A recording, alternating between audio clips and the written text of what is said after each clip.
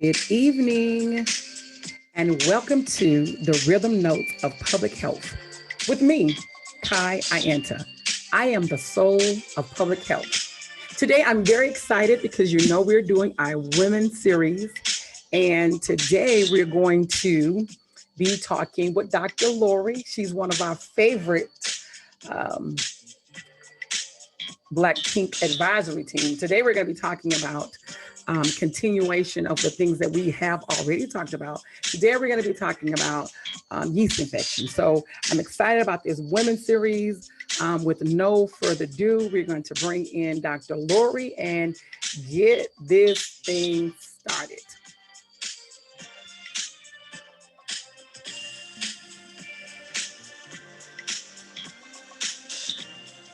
Hey, Dr. Lori. Hi, how are you today? I am doing well. How are you? Doing just fine on this terrific Tuesday. I know. Listen, I have to get some energy. I've been hanging out, partying this weekend during Corona, but I got both my shots. And but during my whole time of partying, we were walking, and I think I counted that we walked a total of 17 miles this weekend. Wow. Like we walked, like Wow. we were partying, we were drinking, but we were walking. So it was like, yeah. And so, I always say the one thing that I learned this weekend, that when you're drinking and you're walking, then your muscles are fatigued, then you are really, really sore. So I'm really, really sore because we did a lot of walking. So yeah, let me get this energy going and let's get started, because the people just want to know about what they want to know. And today we have a continuation of our vaginal health and sex series. Today we're talking about yeast infection. So we talked about bacterial vaginosis and vaginal dryness, and today we're talking about yeast infection. So Dr. Lori, Yes, ma'am. who really needs no introduction. If you listen to the podcast, you know who she is, and she's a part of our advisory team, and she's going to tell you how to reach her and make an appointment. And remind me when we get off, I have an appointment, someone I need you to call that I've talked into getting some pellets. A gentleman. Wonderful. So I'm excited. Wonderful. I'm excited. He said, you done beat me down. I'm ready to get him. So I'm excited. So I'm going to remind me to give you the person's number. We got to get everybody to have an optimal balance, Yes. So I'm looking forward to him coming back and saying, I'm feeling great after these pellets, because I always tell you, I don't know what life is without them. Yeah, absolutely. Forgot what it was. Forgot what it was. Like, until they start to depletion start happens and they fade away. But like, wait a minute. I don't feel like I want to feel. I want to feel the other way I was feeling. So it is a difference. So okay, Dr. Lori, let's get into it. We're going to be talking about what it is, what does it look like, what does it feel like, why do we get it, and when do we get it? Wow, yeast infection. So yeast is like the biggest, I don't know. I should have invented monostat, because people just always think they have a yeast infection. Always. Yeah. Always. Everything's yeast infection. So basically there's always yeast in your body. There's always yeast in the vaginal area. A yeast infection is not an actual infection, in that you don't necessarily catch it from someone or somewhere. What happens is the delicate balance that's in the body, when it goes one way or the other, and the other bacteria may die off, the yeast get a chance to flourish and overgrow. And then that becomes the yeast, quote unquote, infection. But you don't necessarily catch it from another individual or catch it from a place. It has to do with an imbalance within your body's ecosystem, if you will. Okay. And so you said that we have yeast in our bodies, right? And you said that the infection happens when bad yeast, you said? No, when the other bacteria, it's kind of like you have bacteria and you have yeast, and they're kind of keeping each other in check. So So the most, and I'm jumping ahead, but the most common time to get a yeast infection is after you've been on an antibiotic of some sort. So you get a respiratory infection, a sinus infection, you get a urinary tract infection, you go to the doctor, they give you 7 to 10 days of antibiotics, and then you're taking the antibiotics, and it's clearing up the bad bacteria, it's clearing up whatever's going on, and then a few days later you notice you have a yeast infection, because those bacteria, the antibiotics don't just target the one bacteria that's causing, say, your sinus infection. Okay. It'll wipe out all the bacteria in your body, the good and the bad. And so when those good bacteria are gone, that allows the yeast to kind of just overgo and flourish and grow unchecked. And therefore, that's when the yeast infection happens. And so what are some other things while we're talking about what's causing it? What are some other things that may cause the yeast infection? You were saying that when the body becomes imbalanced, what are some things that will cause the body to become imbalanced? Well, one of the other main things is too much sugar, actually. Diabetic women tend to have a problem with regular yeast infections. Yeast thrive on sugar. If you to make it say that part again. Say for the people in the back who don't have for the people who don't have their hearing devices up loud, their radio up loud. Please say that part again, please, Dr. What I said was yeast thrive on sugar. Yeast thrives on sugar. So the higher the sugar content in your blood, in your body, the more yeast you'll have in your body. So a sign of that my diabetic patients are not taking their medicine as prescribed and not controlling their blood sugars is I'll begin to get calls from them about their frequent yeast infections, because the sugar in their bodies is so high that the yeast begin to thrive and overgrow on a regular basis. Okay. And so I'm just going to stay there right there on that yeast thrive on sugar part, because it's so very important, because most things that we eat is sugar, right? Correct. We may not be aware of that we're eating sugar. And when we eat things in abundance, right, then we have this potential of we may get a yeast infection, because yeast thrive on sugar, right? And which brings me to sugar is an alcohol, right? Right. So if you overindulge and you're not drinking no water. Ain't no water. Yeah, and you're not drinking any water. Let's throw that in, because water, what does water do for the yeast, Dr. Lori? Well, water dilutes the blood. Water is always diluting the blood, making the blood flow better. And so the water is always keeping you more in balance and flushing out, diluting the sugar, right? And helping it push through the kidneys better and faster, helping it go to where it needs to go better and faster. And then it dilutes the yeast out, so you don't necessarily have the yeast infection. Right. Okay. That's important to know, because we're always talking about you need to drink more water. And here's another reason. We talked about before the importance of drinking water with bacterial vaginosis, right? Or the BV. Dr. Burst talked about importance of drinking water with vaginal dryness, right? And now we're saying it again, that it's important with yeast to drink water, right, to dilute, right, the yeast, so it can pass on through. So drink water. So when doctors say how much water you're drinking, they're really, I don't think we stress that enough, right? The importance of drinking water. I think people relate water to working out. I'm working out, I'm going to lose weight, I need to drink water, right? Right. Even if you're 300 pounds. Oh, when they want to lose weight, right? So, but every day, even if you're 300 pounds, if you're 190 pounds, if you 85 pounds, you need to be drinking water so your body can function properly. Correct. And filtering, talking about your kidneys filtering everything through, and your liver, water pushes everything through, it makes it flow more. And I always tell women a good indication to look to see how much water you're drinking is when you urinate, go to the bathroom. It shouldn't be a bright yellow color. If it's a bright yellow or a dark yellow, you don't have enough water in your body. You don't have enough water in your body. Drink more. And you know what? I literally always pay attention to. I'm like, oh, you need to drink some water. You know what I mean? So because it does, your body will tell you what's wrong if you just listen and or pay attention.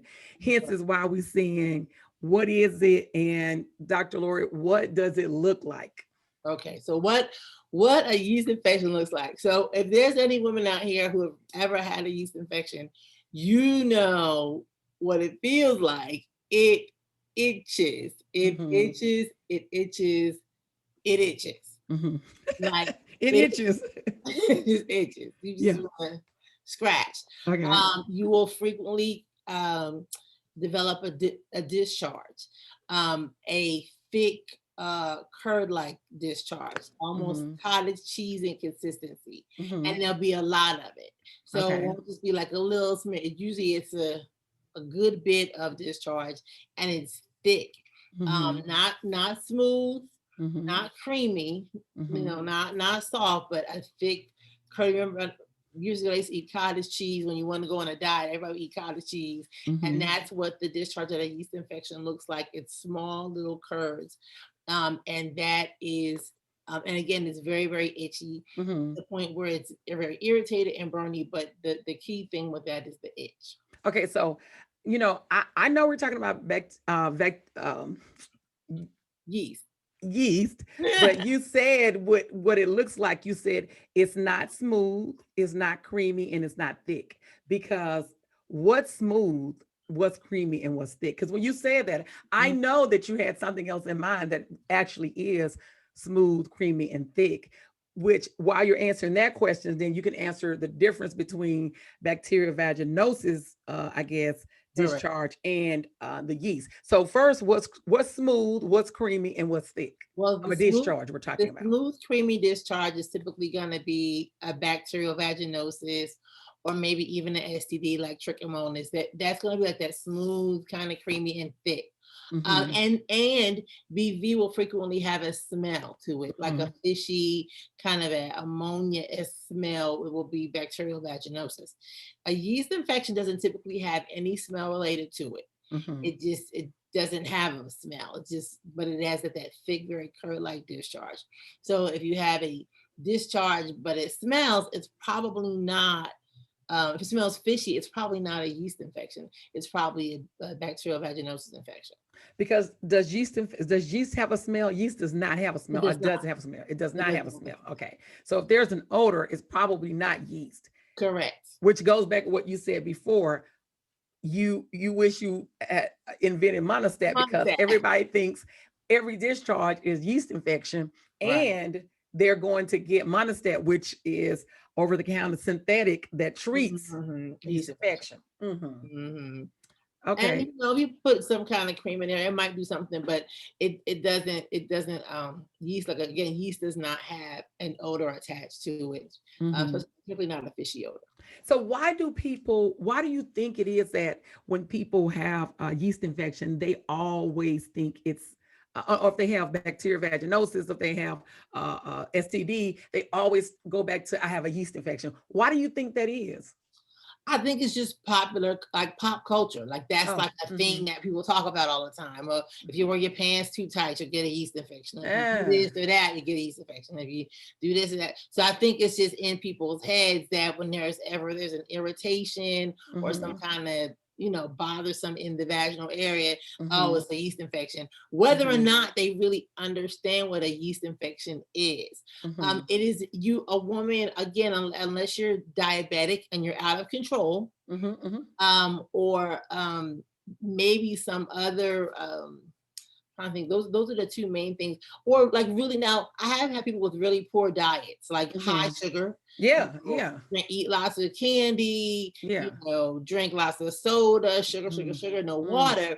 They may be prone to yeast infections, but it's not typical for a woman to get a yeast infection all of the time, or every month or every other month. If you think you're getting that every other month, you need to kind of go get checked out and see what's happening and see what's really going on. That is happening to you. So bacterial vaginosis, which we talked about before, does or does not itch? It does not itch. It does not itch. It is an irritation, maybe a little bit of a burning, but it's Mhm. not an actual itch. It's not an actual itch. Okay. So as we're learning the difference between these two, make sure that you're taking mental note so you will know, and or go to your OBGYN. You don't have to self-diagnose. That's not really what Google was intended for, right? It was really for a point of reference, if you will, not to self-diagnose, right? What happens, Dr. Lori, if someone does not treat their yeast infection? What's the worst that can happen? I mean, it's going to just continue. It can continue, and it can go externally. It can go, into the creases around the vaginal area. It can kind of go in those. I see sometimes in older women who may have issues with wetness or incontinence. They may get yeast kind of in the creases of their thighs and things like of that nature.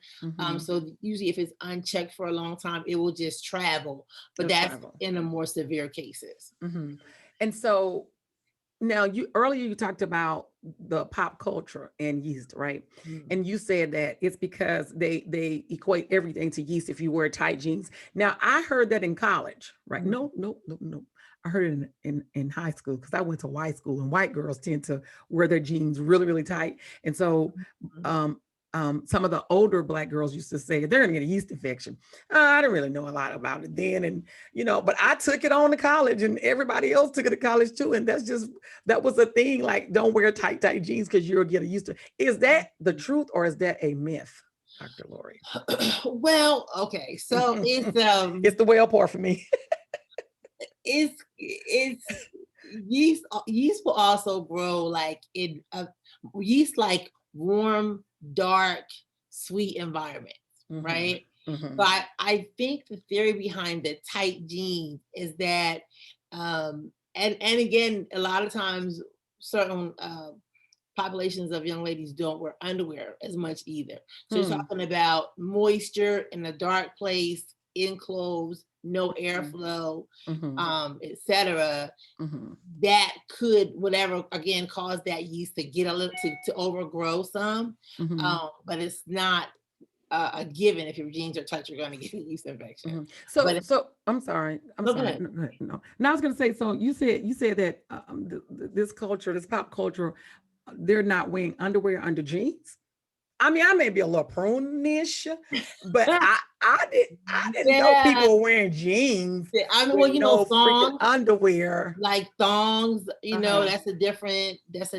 I don't know who invented thongs, but I don't know why. Why?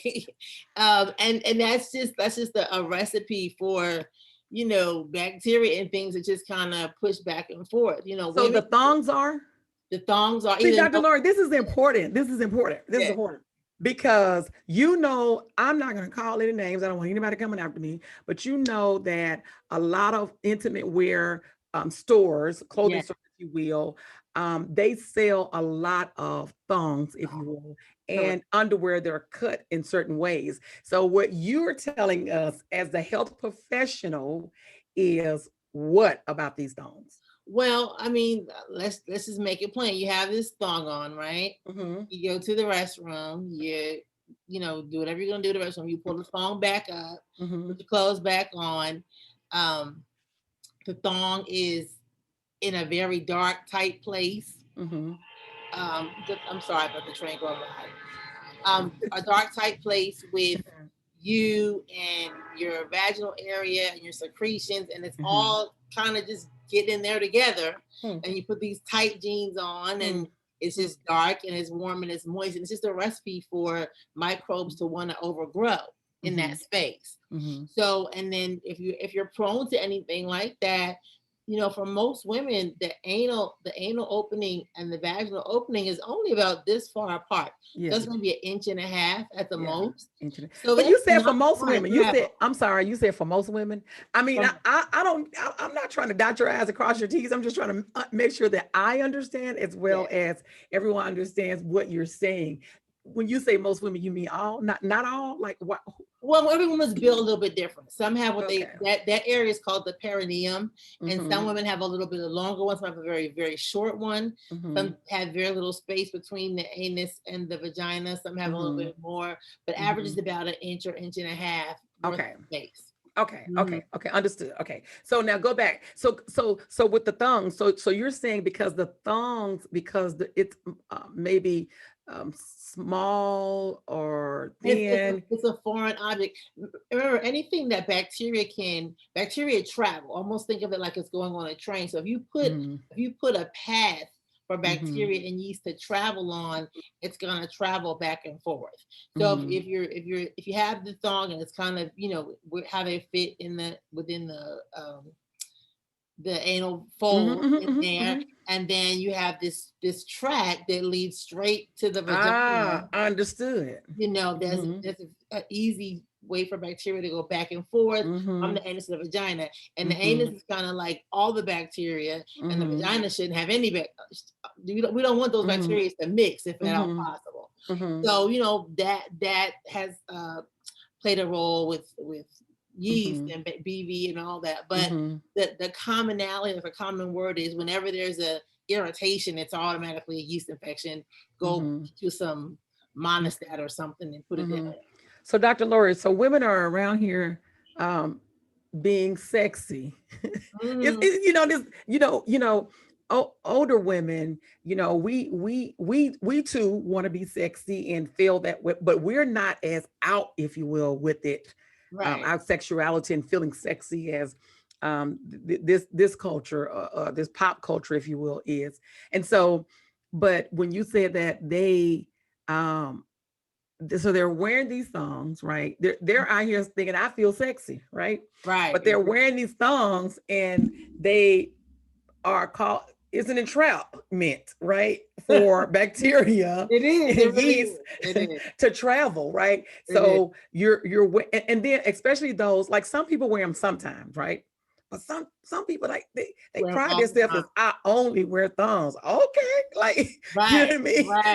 Right. I don't think, although it may make you feel sexy and it may be your mindset, but wearing them every day, like that's a bit uncomfortable. Like, really, what are you know what I mean? So yeah. And now you're saying, now you're not making the situation better for me. Now you're saying that, hey, not only is these thongs that people think are so sexy, right? Inconvenience and they're causing problems, right? Right. And you have to be careful. So for the women who want to wear thongs, right? They want to wear thongs. What would you suggest as a doctor? We talk about, we always say that we don't want to say stop doing something, because the moment you say stop doing it, people are going to do it, right? They're going to rebel, they're going to do it. So what would be, and then we say to do things in moderation. So what would be a good moderate out of 7 days amount of time to say wear your thongs, if we can give women, because they're going to want to know, they're going to say, okay, well then how many days should I wear these, and before it's like, oh, okay, I need to stop wearing these, I had these on 3 days. And like, what is your recommendation? What is your suggestion? Well, thongs were created for a look in particular clothing, to not have lines, etc. Okay, come on, Dr. Lori, talk about why it came into existence. That's right, educate us. Okay. to not have lines, panty lines and stuff. Yeah. So I mean, and every outfit doesn't require you to not show, like every outfit doesn't have lines that you see through it. Yeah. So I would say, use them as you need to. If you're wearing an outfit that requires you to have that more sexy, more smooth look, then obviously wear it, but not as an everyday, this is my go-to thong. I mean, we're out, you're working, you're moving, it's 8, 10, 12 hours a day, use the restroom multiple times. That's just a setup for bacteria to grow in that space that you don't want to grow. Yeah. And because we're going to assume, but it may not be the case. So if a person's going to work, right, and they want to go out there evening, take a shower, get fresh, and then put your thongs on for a limited time frame, and not like all day long, right? Not an all day long situation, right? So ladies, you heard it. wear your thongs in moderation. Look, moderation. Eat in moderation. Listen, there's always something. Eat in moderation, drink plenty of water, and wear your thongs in moderation, because too much of anything, like your grandmother told you that, too much of anything just isn't good for you. Yeah. And now we're learning too many days of wearing your thongs can lead to, you're wondering why you're so prone to infections and these things. What are you doing? And one of those things is I wear thongs. I wear thongs all the time. I literally heard people say this a lot. I always wear thongs, right? So that's where, so now we're understanding where the whole tight jeans came from, with the thongs. And our grandmas wore, like I was raised with my grandmother, so I wore granny panties for the longest. Like because that's what she bought, so that's what I wore. Yeah, but, it was something to that. Those old people wore those kind of underwear because it was like, listen, in the day when you couldn't just easily get different meds and things, they had to keep that girl situated. They said, see, listen. And side note, it did not stop them from having kids. That's what it is. And you can put the rest with that. Like it did not stop that, right? So that's really for us women. Those underwear and undergarments are really for us. It's really not for our partners, because we're taking that off and they really don't care anyway. They'll take it off anyway. They don't care what color it is. Take it off. Now, women, we're not telling you not to put no self-care into yourself. We're just connecting the dots, right? And when your grandmother told you to wear those granny panties, why do they name them granny panties? Because they were trying to say that's not a good look for you to wear. I'm like, okay. That's what your grandmama wore. Like that's your grandmother wore. Grandmama had I mean, really, truly. That's the only one she had was different. They different white ones. And they were white, and most of them were white, which is something else, right? Yeah. Right. So Dr. Lori, so that, because as we're talking about underwear, they talk about white underwear or the white cotton line versus the silken. The crouch and the satin, and so those things also. Dr. Lori, Dr. Lori, I know you're not a fashion designer, and I know that's not what you do, but you're the doctor and you've seen this stuff and you know what causes this and you know what your patients are doing. So help us to understand. I'm not saying Dr. Lori is now designing underwear, right? Which maybe you should say for healthy for JJ. Here's the underwear you should be wearing. Healthy underwear. This is what you should be wearing. So talk about that with the underwear, like what type you should be wearing. We talked about it's not good to wear the thongs and wear them in moderation, and if you're in limited hours, but also what other types of underwear should you be wearing and why? Well, you want at least some cotton in the crotch because it's absorbent. I mean, again, with the moisture, it's a dark place, it's warm, it's a reservoir for bacteria and yeast to overgrow. And when you have like the satiny, like I'm not trying to be graphic, but if you have on be graphic. No, go ahead, be graphic. If you have on like, you take off satiny underwear, the crotch is satiny. If it's moist, it's kind of like moist all the time. It's not like it doesn't suck the moisture in, it just holds it there and just keeps it there at your vaginal opening, as opposed to something with cotton. The cotton will kind of dry out and because it's designed to be absorbent. So it's the materials that we make underwear with now, they're cute and they're sexy and they're silky and they're pretty and all those things, but they're not necessarily designed for great vaginal hygiene and great vaginal health because they trap moisture. And you're sitting there 8, 10, 12 hours a day, and the moisture gets trapped in there and you end up having additional issues that you don't necessarily need to have. Dr. Lori, I'm not sure why people don't talk about this, but when you just said great vaginal hygiene, right? That is something that we need to talk about more. How do you have great vaginal hygiene? We put so much time and energy on wanting to be sexy for our partner, wanting to go and losing weight. And not saying that losing weight is a bad thing, or get in shape, I should say, get in shape. But how often do we talk about our vaginal hygiene or having great or good vaginal hygiene? Like, how often do we talk about that? And we know that looking at the shelves, and as you say, is the OBGYNs are busy, that a lot of women are not having great vaginal hygiene, not even good vaginal hygiene. So in having some of the things that we need to do to have good vaginal hygiene is pay attention to our underwear, right? Right. And Drink water. What you're putting into your body. And it's become popular is do a whole lot of, we're going to stick things in there. And we're going to steam clean it and all that kind of stuff. And put all types of things. And you don't have to do all those things. You just don't have to do all of those things. To clean anything out, there shouldn't be that much going on in there. Unless you got unclean penises, of course. It's always the penis problem. It's always their fault.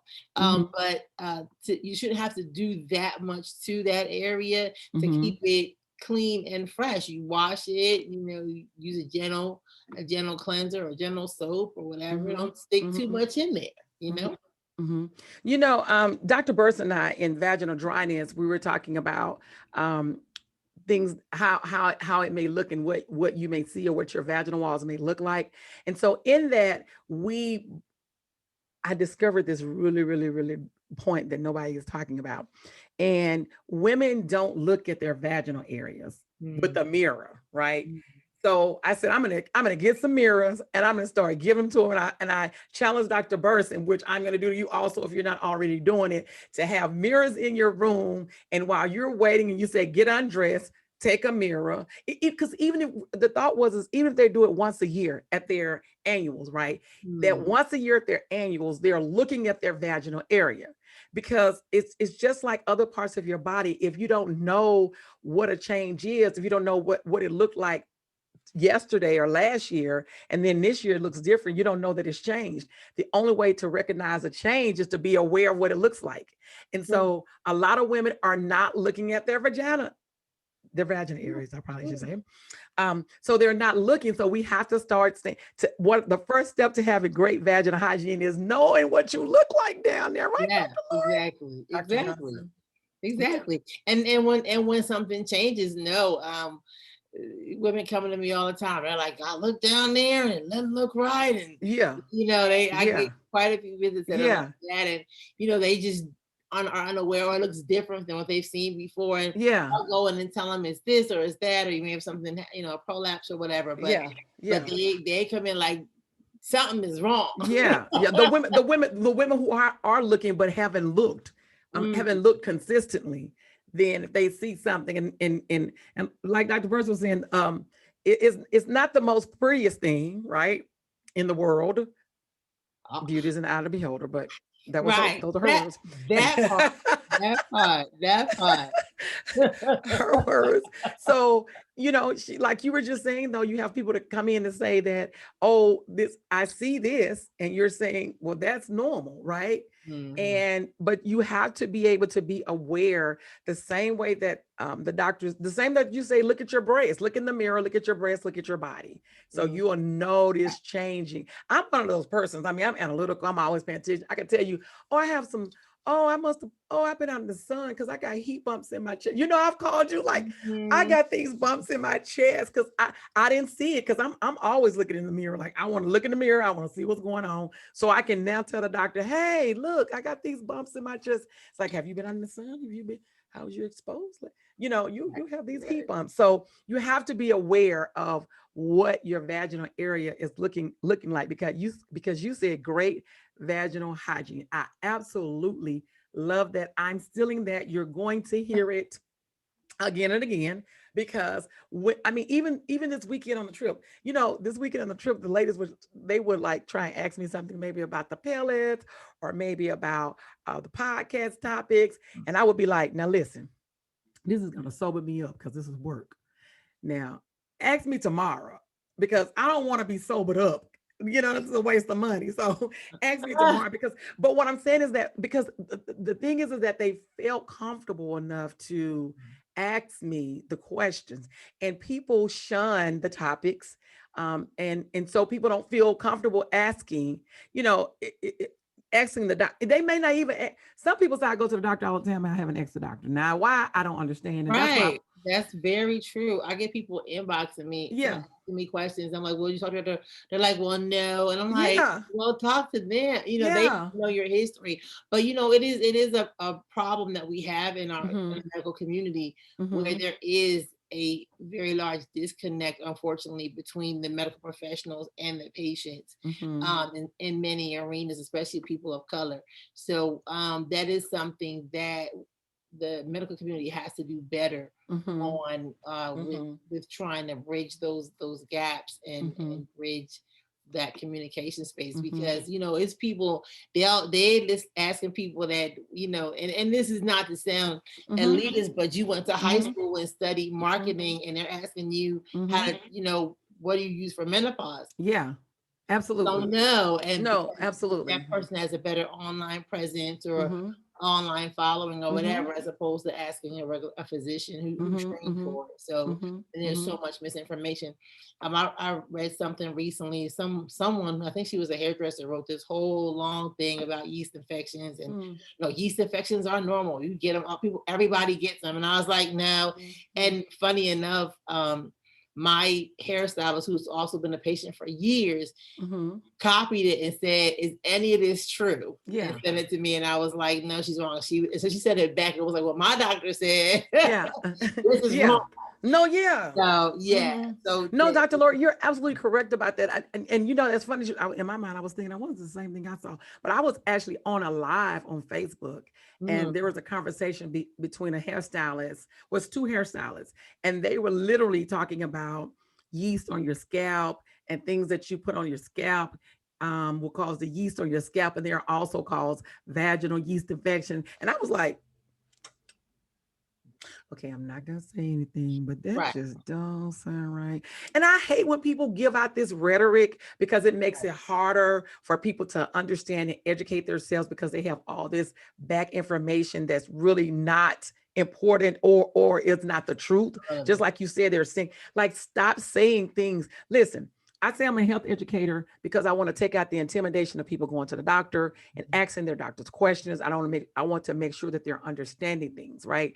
But I am not on here while I have a vast knowledge of a lot of different subject matters. It is important for me to have a professional on here that do this all the time, you know, even in their sleep. Like you said, I catch babies. Like, you catch babies and you help women have great vaginal hygiene. See, I just used, you heard me. And so, I take out big nasty fibroids.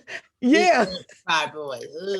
Yeah, you take out big nasty fibroids, right? Which people on social media are saying they have a cure for it, right? So yeah, they're trying to help you not take them out, Dr. Lori. Good luck. Let me know how it goes, right? Well, you know, that's a whole nother show. Yeah. A whole other show, the fibroids topic. Yeah. But just to go back for a quick second, you can get yeast on other parts of your body. Correct. You can get yeast on your skin. Sometimes, especially my ladies who are heavy set, often will get yeast in the fold underneath their breasts. Sometimes it will look red. It will be itchy, like it's like I said, yeast is itchy. So it's gonna itch. It'll be red. There may be small bumps, and it'll be itchy. Sometimes the skin will be broken, and they'll say, "I have this rash." And they'll pull their breast up, and it'll be red up under there. And I'm like, "Okay, you have some skin yeast." But again, typically obese, typically diabetic, typically you know, poor diet, etc. They will also get that red area again in between the folds of the thigh, between the thigh crease. I'll see it there as well. Same person, obese or older with incontinence issues or diabetic. That is not the same one in your vagina. You could have some in your vagina. That was going to be my question. It's not, and not the same. And it's not the same. It may not even be the same species of yeast. I'm not even gonna go down that path. Of the Candida family, which is yeast, is the proper name is Candida, and there's different types of Candida as well.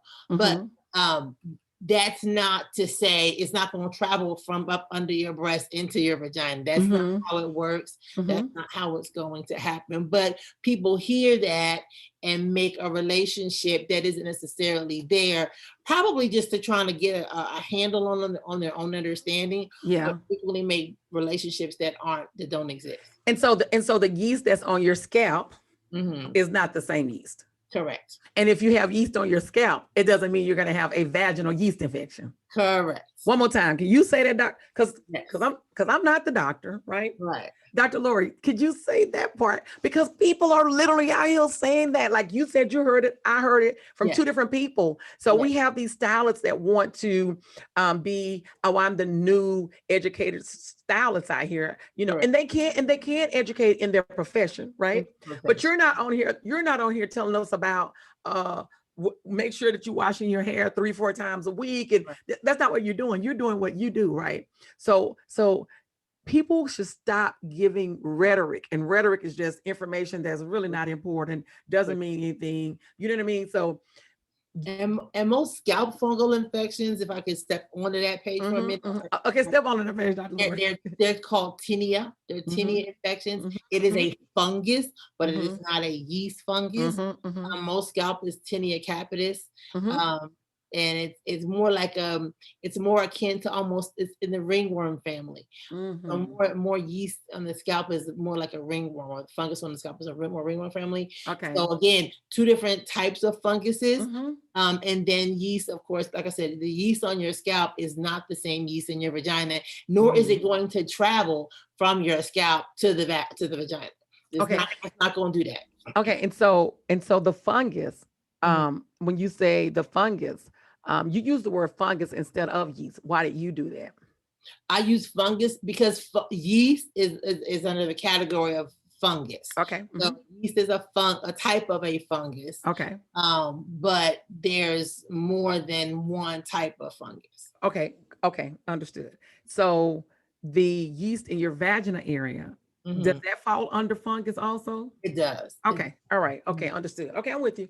Okay. I'm just trying to make sure everybody is clear on what we're talking about. Okay. So Dr. Lori, we've talked about what it is, some of the things that can cause you to get it. Now let's talk about how you treat yeast, a true yeast infection that you really, so can most people to know that I have a yeast infection and treat themselves, or should they be going to the doctor for a yeast infection? Okay.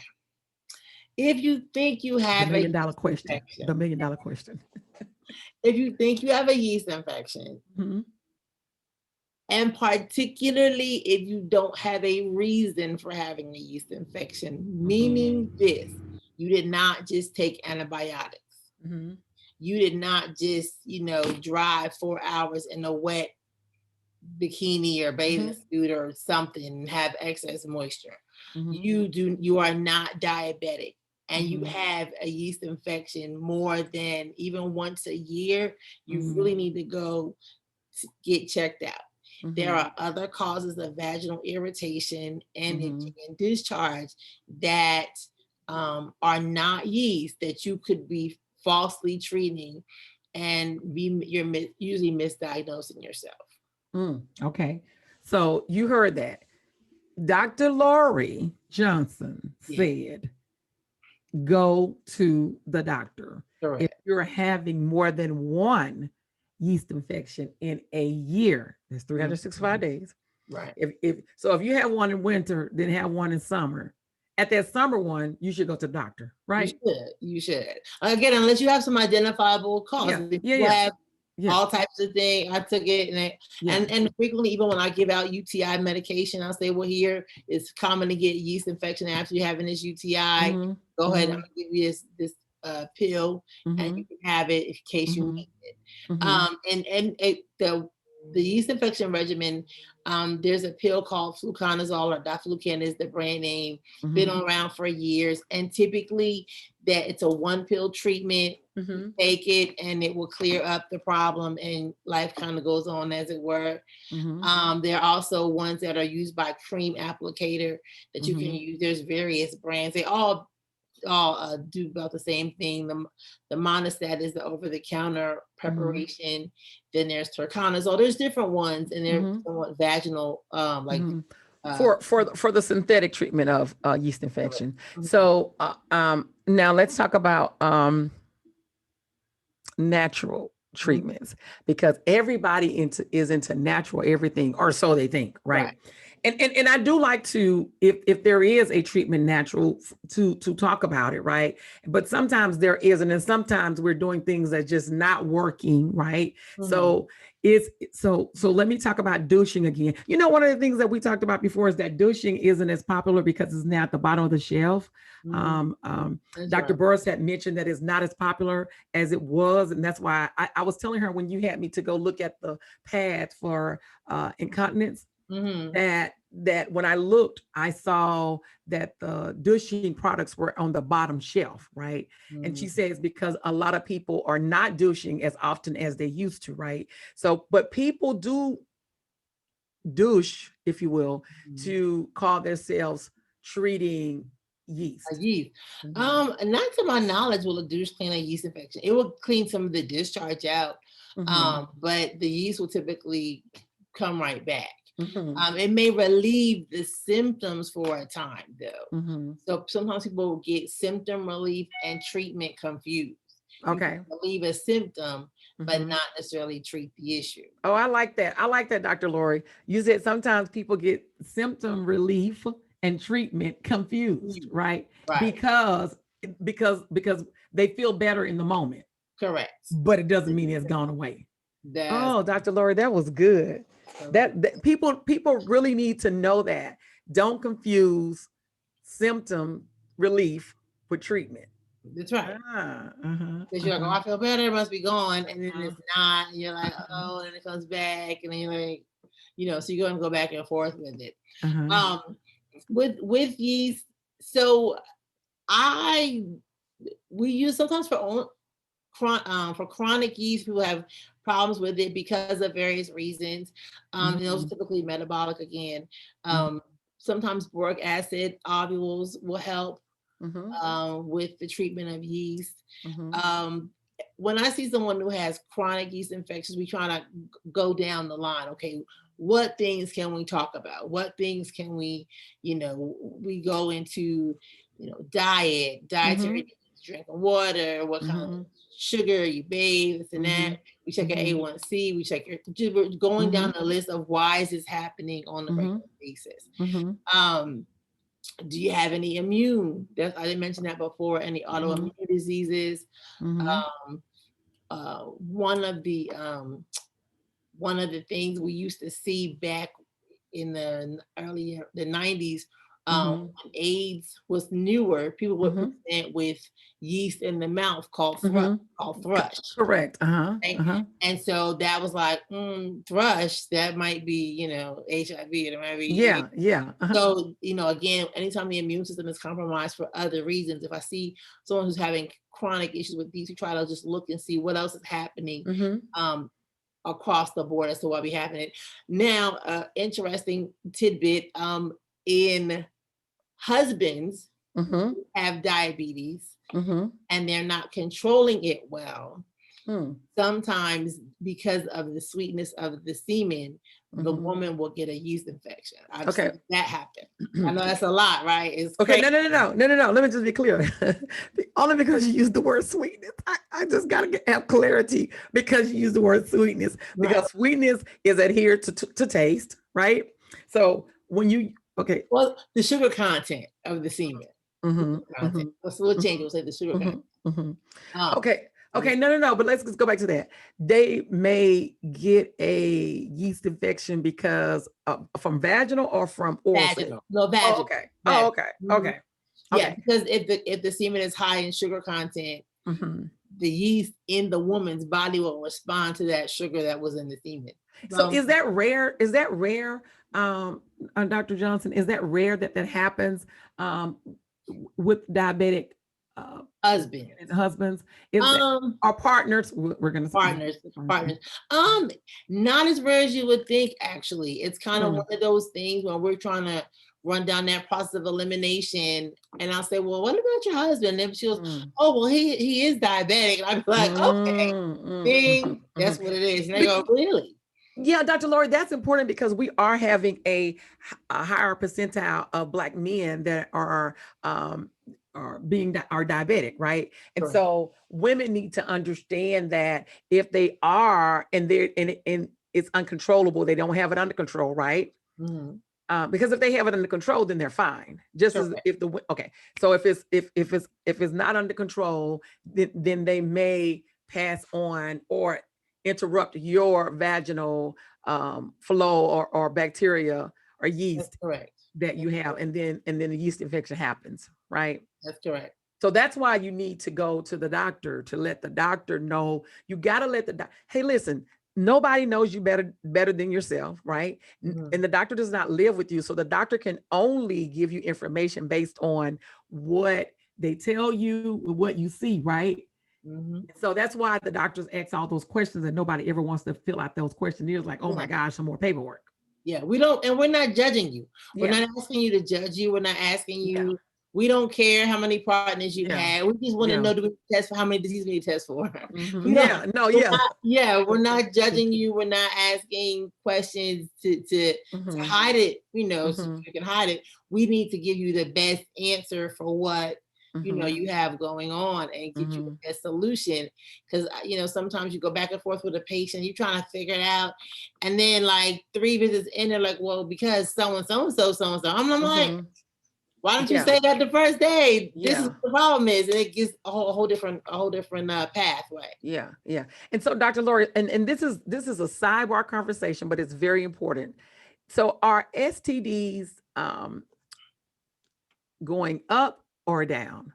Because I don't seem to hear about. I don't seem to hear about it as much. Is it because of my age? Because I don't hear about it as much. I don't even hear the schools. I was talking to an educator in the school system last week, and we were talking about health education and parent pushback and all those things, and how the kids need it. And she talked a lot about pregnancy, right? And she was saying that the pregnancy rate had gone down some, right? But even if pregnancy rate has gone down, it's still important to educate, because you're saying that it's gone up. Is it going up during coronavirus, you've noticed, or just overall? It's the pregnancy rate or STD rate? STDs. I don't think that COVID's made a difference in it, really. I think I thought people were supposed to be in the home, so how are they still out? Okay. All right. Well, yeah, that's a $1 million question. So you still have been busy with STDs during COVID time? Because now we've been in COVID from this time last year up until like now, or really now, but people are still thinking a month yesterday. But so you still treating it? Yeah, we're treating it. Speaking, what with this and this is kind of gonna take us down the path. We'll come back. But frequent yeast infections can often be, or what people think can also often be mild herpes outbreaks. And so that's, and the natural history of a herpes outbreak is you get it, you're irritated for a few days, may have a little bit of a discharge. And in a matter of 7 to 10 days or so, it goes away. That's just the natural history of the outbreak, unless it's very, very severe. So women will get that outbreak or get that irritation, run by that monostat, put it in, a couple days, few days later, it's gone. They're like, okay, it's fine. But we diagnose a lot of herpes, genital herpes. And when I kind of go back and I pull the history, many times, I do get yeast a lot. Was it all? It wasn't always yeast. So you're saying that the yeast can sometimes be a prelude to? No, I'm saying it's two separate things. It's two separate things. People think it's always a yeast infection. But what I'm saying is that, but what you just described is that it sometimes is connected because they've had reoccurring yeast infection. And sometimes you see that it's herpes, general herpes. They think it's reoccurring yeast. Oh, understood. Understood. Okay, they think that is Oh, they think that, but it's actually you have herpes. Correct. Oh, okay. Okay, understood. Yeah, no, yeah. Dr. Lori, listen, in having great vaginal hygiene, there's a lot to talk about, right? We're doing this series of sexual health in women, and but there are a lot of topics that we can talk about that women just don't know. And I know these topics that we've talked about, it will bring on questions for people. And so some of the what are the biggest takeaways, Dr. Lori, that you want us to remember about yeast infections, other than go to the doctor? I'll say that part. Go to the doctor. Yeah, go see the doctor. Go see your doctor and be diagnosed for sure. Yeah. To make sure what's really going on with you. Avoid the urge to self-treat. Drink plenty of water. Remember, most the vagina will be a reflection of what's going on internally. So whatever you're putting in, drink lots of water. Keep everything flowing well. And if it just doesn't feel right, make sure you're coming to see us. And if you find yourself legitimately having yeast infections frequently, don't just stop at getting that treatment. Go to the doctor again and get worked up for what could be causing those issues. Because it could be something more serious like early diabetes, pre-diabetes, immune disorder, something like that that's making you prone to that. So I guess the takeaway is just don't try to handle it on your own. Go get some assistance. And as I always say, treat your doctor like you treat your hairdresser. Yeah. Wherever, go find the one that's going to work for you and stick with that one. Yeah. Now, Dr. Lori, now you say that, but I mean, I really do, because I'm gonna call you about everything. I may be one of those persons that the more you know, the more you think it is. It may not be, but if I think a little bit, well, let me call one of these doctor friends of mine. And see what's going on with all things, right? You literally helped me through COVID. Like, I was like, Dr. Lori, I'm sitting outside. It's hot. I probably got a summer cold, and I remember it like yesterday. You said, "Sis, there is no summer cold. It's probably COVID," and it was. There's no summer cold. not now. It's probably COVID. And it was, right? And I know that, everyone does not have the relationships that I have. And that's why, again, I try and get out this information to them. But just thank you for even just being willing to, I keep saying this because this really and truly is the truth. I get people all the time to say, well, I want to be a part of your podcast, and I want to be a part of what you're doing. But it's important for me for people to have a passion for what they're doing and actually want to bring about change, want to be able to have us educated and have a partnership with the community so they feel comfortable to come to the doctors. And everyone doesn't have that thought process in mind. They just, let me get on here, let me advertise. And so thank you so much for allowing me. I literally wear you out. I probably wear you out the most, but thank you so very much. I mean, I really appreciate your smartness. I mean, I really do. I appreciate your smartness and willing to educate people that look like us, Afro descendants, about things that we need to know and not just have rhetoric, but actually have factual information. So I know I talk about Dr. Lori all the time, and I say she's my favorite, but I'm like my Aunt Nia. Everybody's my favorite. Aunt Nia say, "You're my favorite." Whoever's around at the time, Aunt Nia say, "You're my favorite niece." I'm really your favorite. Dr. Lori, you're my favorite today. I won't tell nobody. You're not gonna get me beat up. But what I want you to know is, how do people come to see you? Okay, because Dr. Lori is going to give it to you straight, no chaser, as you see on here, and she's going to stop doing things and go to the doctor, right? Yes. If you don't have insurance, let us help you try to get some insurance, or just pay cash. I was about to say, it's not going to cost as much as that weave. And I'm not telling people not to get weave. I'm not judging on their look and their appearance. But what I'm saying is not going to cost that much. Go to the doctor and pay, because you pay for what you get, like you pay for what you eat. And also you pay for what you need to have great vaginal hygiene. So Dr. Lori, tell the people, thank you for that. Thank you for that phrase, Dr. Lori, that you're going to hear a lot. But tell everyone how to get in contact with you and or how to schedule a visit. Are you taking new patients, Dr. Lori? We take new patients all the time. People, a lot of doctors are not taking new patients. They'll tell you in a minute, I'm not taking new patients. I know we see people, they find me, they Google search me, they page me, beat me. No, we're at I'm the owner of Just For You Women's Healthcare. We're in Locust Grove, Georgia, which is just 30 minutes or 20 minutes south of Atlanta. We are located in Locust Grove. Our number is 678-814-4700. And you can follow me on Instagram, Twitter, Facebook at Dr. Lori J, Dr. Lorie.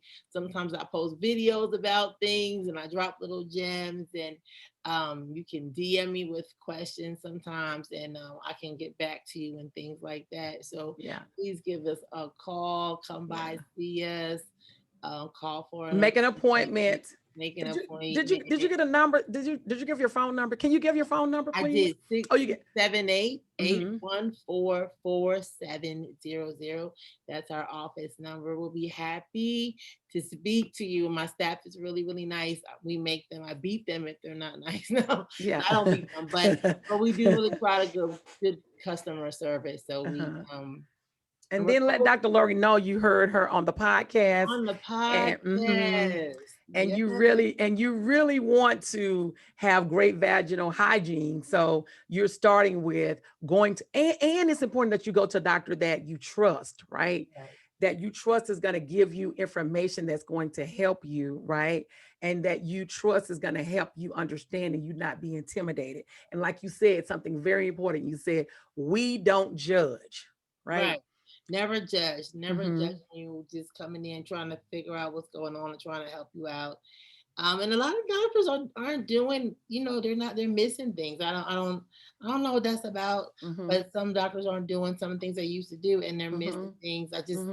I see people all the time I'm like, what's this? And they're like, oh, I don't know. So, just come by and see us, and so you can get a thorough exam. We'll chat a little bit. We'll have a little fun. You can see my face. I have my mask on when you come to see me because it's COVID. But if you're looking for another doctor or looking for a good doctor, come by and see us, and we'll be glad to take care of you. Thank you, Dr. Lori. As always, this has been a great show. I mean, listen, I say I'm a forever learner, but I like educating people, and I like even making, I always say, if you can just change one person, you really literally changed a million, right? Because another person is going to tell another person is going to tell another person. But I know that people are talking about what we're doing, and they're excited about the entire series. Like literally people keep coming to me like, oh, I want to do this. I want to do this. They're excited. So I'm excited that we're able to educate them in this vaginal health and sex series. So you'll see Dr. Lori back, because she gives it to you straight with no chaser. So, and although we need everyone else, we need the different personalities. I love that Dr. Lori gives it to you straight with no chaser. Although Dr. Burst will tell you last weekend, she made me blush. I could not get myself back together. She was so funny last weekend, and she made me blush so hard. Dr. Lori, I can't wait till you see it. Literally, I said if I was pale, I would have been literally just red in the face. She was really very comical last weekend. So I was like, okay, Dr. Burst, enough is enough. Like, I got to get off here with you. I got to get myself together to just even end the show. I was having a hard time, but I really enjoy the energy energy that that you ladies, you doctors bring to the show to help us educate, because we know that if we're going to be speaking in a mundane, boring tone, nobody is going to want to learn, nor would they listen. So that's why it's important for us to be engaging and acting more of having a conversation than giving out medical jargon, if you will. So thank you, Dr. Lori. Very well. Have a wonderful, wonderful day, and congratulations on all the wonderful things that you're doing. You have to go and follow Dr. Lori, as she said, so you can see all the wonderful things she's doing. And as people always say to me, now don't forget, I knew you first. That's what people always say to me. That's it. So as you're on the world stage, right? As you're on the world stage, and I'm not going to say, and I know you people want to be nosy and be like, "Ooh, world stage, what is she doing?" Go follow her, because she has it on her page, what she's doing, and it's very exciting. Go follow her on her page and find out what she's doing, because you know you're nosy, right? And you know you want to know. So go check her out and make an appointment and get yourself checked out. Thank you, Dr. Lori. Bye. Until next time. Until next time. Yeah, have a good day. And I'm gonna stop being intimidated by this Zoom and learn how to just X you out with a one click. And then instead of searching around like, how do I do this? How do I do this? How do I do this? But thank you, Dr. Lori. Have a good day. You as well, dear. Okay, bye. That was really, really good. So I am excited about Dr. Lori. I'm excited about this. Let me get my little thing together back here. I'm excited about our artist for today. If I can just get it to play. Let's see what's going on with our music here. Technical difficulties. Let's see what's going on.